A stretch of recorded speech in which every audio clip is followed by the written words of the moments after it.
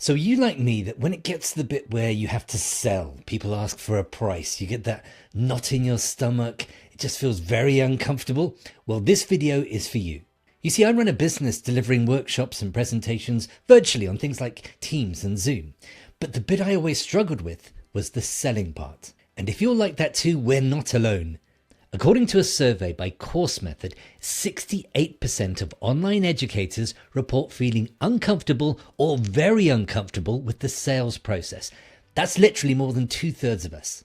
But you see, the problem is if you don't sell, you don't have a sustainable business. So how do we fix it? So the first step is to understand what is happening. Robert Cialdini is famous for his book, Persuasion. And in there, he talks about this concept called the altruism paradox. And what the altruism paradox is we get this kind of cognitive dissonance. We get this conflict in our minds because we see ourselves as helpers, right? You know, we're there to educate people, teach them, give them the skills for life, whatever they need. But then at the same time, we're asking for money. And it feels like we should be in one camp or the other. Either we're helping people and we are giving, or we are taking. And that's why people like us who are educators, online educators, really struggle with that bit when it comes to selling and asking for money. But there's also another factor, and this is definitely something I resonate with. So if I were to say to you right now, what do you think of if I said a salesman? What idea pops into your head? What image? What's the gut feeling you have towards sales? Probably not good. Well, there's some data to back this up. You know, HubSpot did a study in 2023 and they found 79% of consumers trust companies less because of aggressive sales tactics that they've experienced.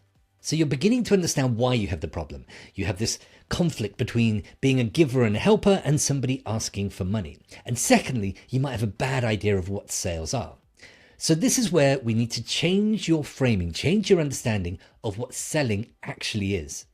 And just a quick mention, if you are an online educator, a coach, an expert who delivers workshops, courses online, I have a free Facebook community. The link is in the description. So tell me if you've ever had this experience. So a little while ago, I had an online course and it was a recorded version of a course I delivered in person and virtually and charged quite a lot of money for. And personally, I thought it was incredibly valuable. In fact, some people had taken that course and totally changed their careers, their income. So it was very valuable. But I knew a few people who had said, I'm really interested in that. And because I knew them, you know, maybe I was friends, that kind of thing, I would give them a free version. I said, there you go. I've given you access. Get in there, help yourself. Now, when I looked at the analytics as to who had gone through the course, who had actually made progress, it was very clear that the people who paid attention. Those who had actually bought the course went through it. And some people had huge transformations, changed their careers even, that kind of thing, that sort of impact. Because they had paid, they wanted to get their money's worth. Those who didn't pay often did not even log in. They never even bothered to log in because it was free. It had no value to them. So one of the key ways to get people to actually take action is to make them pay for it, because once they're invested, they'll actually probably do the course, get more out of it. So if you want them to have the transformation, you need to charge for it.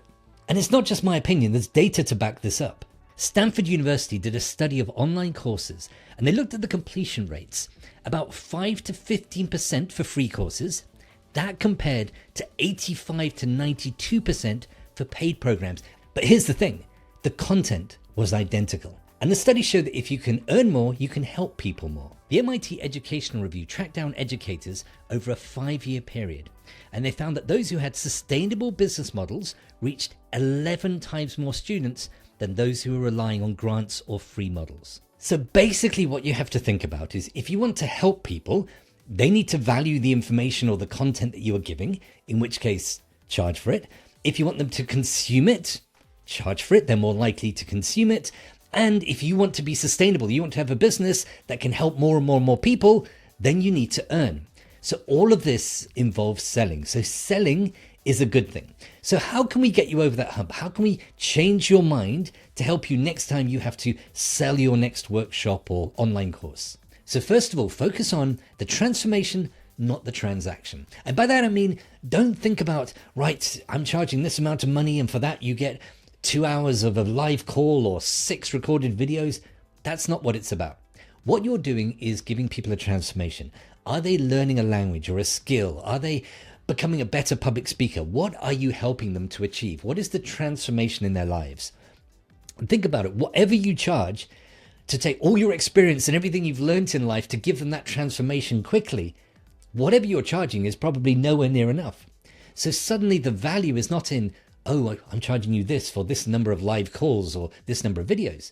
It's, I'm charging you this so that you can have this transformation. It's far more elegant and it makes you feel much better about the value you are providing. The next thing that will make you feel better about selling is to have a good guarantee. So if you're thinking, oh, I'm not sure about charging this because what if they don't lose the weight? Or what if whatever the transformation is doesn't quite come off? Well, in that case, give a guarantee. Say, if this doesn't work or you're not happy, I'll give you your money back, no questions asked. And you might think, well, maybe that, people come back and ask for loads of money back. Normally, if you're doing a fairly decent job, you'll get very, very few people come back. But what it will do is make it easier to sell to people, because when they know, actually, I can't lose here because either I get a fantastic transformation or I can just ask my money back, they're more likely to buy. So it makes the whole process easier, but you feel better because you think, you know what, if this isn't the right fit, if this just doesn't work for this particular person, I don't have to feel bad because they can always ask for their money back and nobody loses. So having a guarantee can help you and them feel much better about the whole sales process. And then something that's hugely important.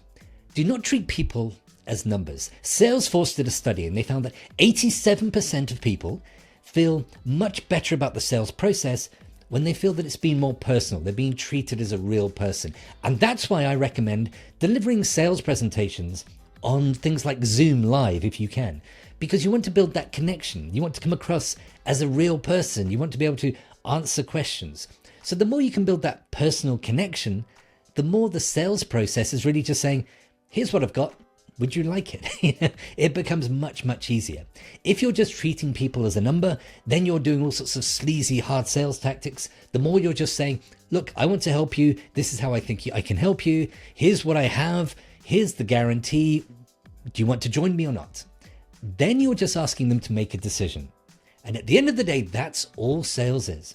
Giving people enough information so they can make the decision whether this is right for them or not right for them. And for both you and the client, you want them to come to the right conclusion. So if what you offer is not right for them, it's in nobody's interest for them to sign up. And if you think about sales that way, that means you can have a sustainable business, a sustainable online education business without feeling sleazy, still feeling like you're having impact. And at the end of the day, if you are not earning, you cannot stay around doing this. You cannot help more people. So if you want to help people, you have to remember that selling is serving. Just a reminder, if you want to join my free Facebook community, there is a link in the description. And if you've got any ideas on how to get over this thing about sales, please put them in the comments.